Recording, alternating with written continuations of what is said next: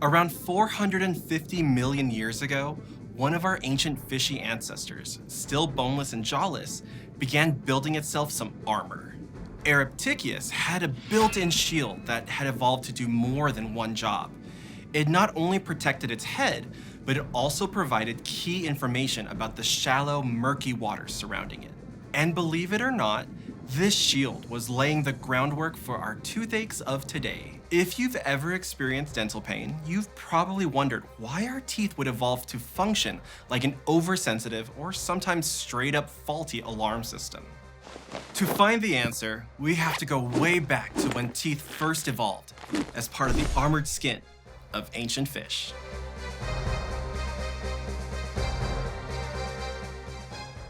Life's tough in the ocean. It's a fish-eat-fish world out there.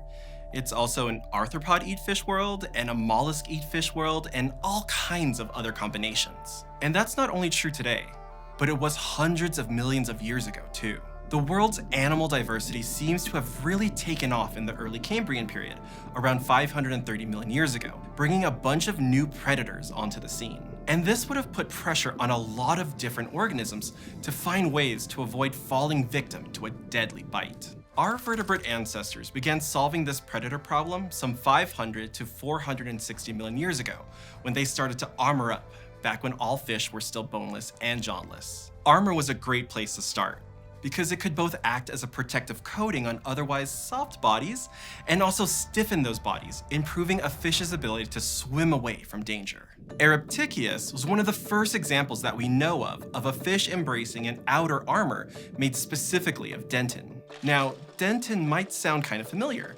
It's the hard tissue in our teeth.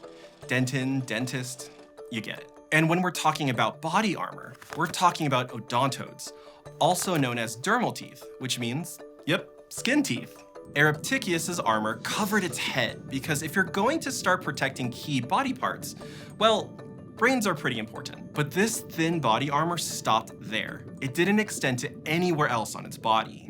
Now, we don't totally know why ancient fish like Areptychius armored up, but there are a lot of hypotheses, many related to fending off attacks. But some scientists also wonder if their hardened exterior might have served as a place for their muscles to attach to, for example. Their environment might have played a major role in the shift too, because living close to shore, like Areptychius did, came with sacrifices. Like, some minerals become less abundant where salt meets freshwater. So maybe these protective elements might have actually been a form of mineral storage. Plus, as a shoreline dweller instead of an open water swimmer, protecting the noggin from not only predators, but also from surface bumps and scrapes seems like a pretty good strategy for Areptychius to adopt. So while we don't know for sure exactly what triggered it, ancient fish likely armored up for at least one or maybe several of these reasons. But with this hard external layer came another complication to work around. See, fish have always needed to pick up cues from the water, and since fish are cold-blooded, they rely on the external environment to regulate their temperature, which means constantly monitoring changes that can tell you if you're in the wrong place and need to head to cooler or warmer waters, for example. And that's not all that fish are perceiving from the water.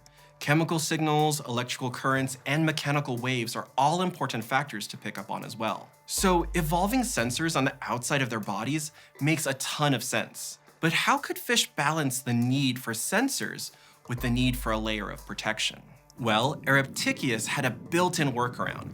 Their external dermal teeth were full of tiny branching tubes. Thanks to a bunch of pores that opened to the surrounding waters, these interconnected tubes probably transported important information from the external environment inward. And underneath this dentin was a soft pulp cavity that connected to its internal nerve systems, which would have passed along that external sensory information. This means that exposed porous dentin surface would have allowed for strong and immediate, but brief sensations to tell them about the world around them. This would have been key for Areptychius, given that maintaining a strong sensory connection to their environment would be vital for their survival, especially in the shallow, murkier waters they called home, where the specific cues you're looking for might be more subtle than in more open waters. They might be literally buried in the muck. So while this early fish didn't have a whole lot of body armor overall, the dentin plates on their heads offered some early protection of key soft tissues, while also keeping them tuned in to the outside world. And another armored jawless fish that lived around the same time, Astraspis, put their own twist on this special outer layer. Their name appropriately means star shield, referring to the shape of the tubes within their dentin-laden dermal teeth. But Astraspis was a little different in that they were working with even more head protection than Areptychius. They had an extra coating of hard mineral buildup over their dentin, similar to, but probably not quite like the enamel we have on our teeth. Enamel is the hardest tissue found in all vertebrates today, so having something even close to it would have been great for extra protection. And not only did Astraspis have this extra layer on its built-in hard hat, but its dermal teeth also changed throughout its lifetime, toughening up underneath that extra hard layer by filling in the sensitive pulp layer below. Now, like Areptychius, Astraspis was found in shallow shoreline habitats, so it was probably another bottom dweller. But given their bulked-up protection measures, Astraspis may have had an even greater need than Areptychius to protect themselves. Not only with that outer layer, but with their filled-in pulp, they seem to be creating a buffer from intense sensations that would stem from a greater dentin exposure. And while we don't know exactly why that is, the likes of Astraspis definitely started to change the game in how our early ancestors hardened up from the outside in. Fish continue to evolve and change over millions of years, and their skin teeth were along for the ride. Take Andreolepis, for example, a 420 million-year-old fish that didn't just have dentin on their head. Instead, they were fully covered in protective dermal teeth. And Andreolepis not only had skin teeth, but also teeth of the mouth variety. Much like their dermal teeth, these mouth teeth were also made of dentin, and were shed and replaced as they aged. Andreolepis one-upped Astraspis in the protective layer department, with scales covered in the really tough stuff, enamel. They still didn't have any true enamel on their teeth though. So even when enamel first began to evolve in fish as a protective structure, it still didn't cover their teeth. But it wasn't long before fish finally started to fully embrace the really hard stuff, and enamel became more widespread. Shortly after Andreolepis, give or take a couple million years, Sarolepis arrived on the scene in the late Silurian period, and this bony fish took safety very seriously. Not only were the scales on its body protected with enamel, but unlike Andreolepis, Sarolepis's enamel made its way onto the head, reinforcing the dermal plates for seriously strong noggin protection. In Sarolepis, the thick dermal plates that protected its head had big pores, likely creating a pathway of sorts to maintain some communication lines from the outside in. And this new enamel protection wasn't just keeping Sarolepis' brain safe. The dermal teeth on their head covered their lips and even went down into the nostrils. But even with enamel-covered scales lining their mouth, they still had naked dentin on their teeth. Though their teeth did have some mineral protection, it was nothing like enamel. This delayed appearance of added dental protection may seem strange, but it actually makes a lot of sense. Carnivores need a lot less tooth protection than herbivores because they're just not as hard on their teeth. It's a lot of grab, tear, swallow, and not a lot of grind and chew. But mouth tooth enamel did finally arrive on the scene a little later in the Devonian, just under 400 million years ago. It coated the chompers of early Sarcopterygians, the group all tetrapods, four-limb vertebrates, eventually took off from. Once enamel joined forces with dentin inside the mouth, they strengthened the teeth for a better bite, making them tougher and less likely to crack. So while it took some time to do it, dermal teeth flipped the script from protecting when attacked to gearing up as an attacker. And from there on out, enamel played a key role in supporting dietary diversity, allowing tetrapods to really branch out into completely new culinary avenues, like plant eating. Taking a closer look at our teeth today, we can see the soft inner pulp full of fibers that pass along important sensory and chemical information through our nervous system.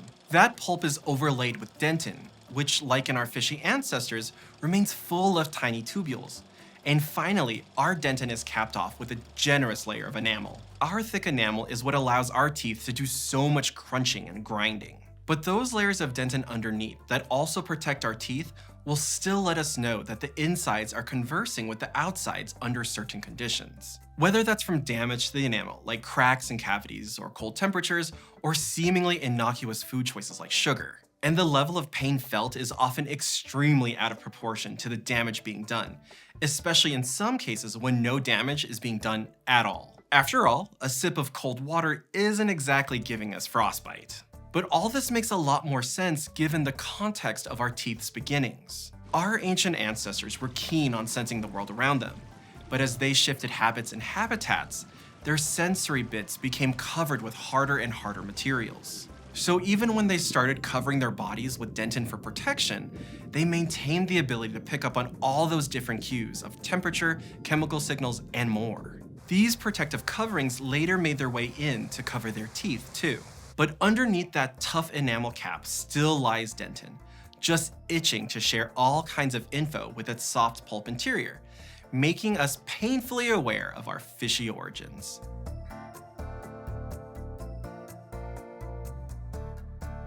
As revolutionary as teeth were, they would go on to disappear in some groups of vertebrates.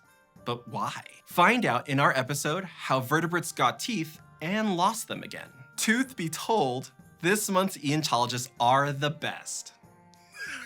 Addie, Annie, and Eric Higgins, Carl Wolfel, Jackie Scott Ralston, Jake Hart, John Davison Ng, Juan M., Melanie Lamb Carnevale, Nico Robin, Raphael Hasse, Tony Dye, and of course, Steve. Become an Eonite at patreon.com/eons. You can get fun perks like a monthly digital puzzle of paleoart commissioned by Eons. And as always, thanks for joining me in the Annie and Eric Higgins studio. Subscribe at youtube.com/eons for more promenades in the Paleozoic.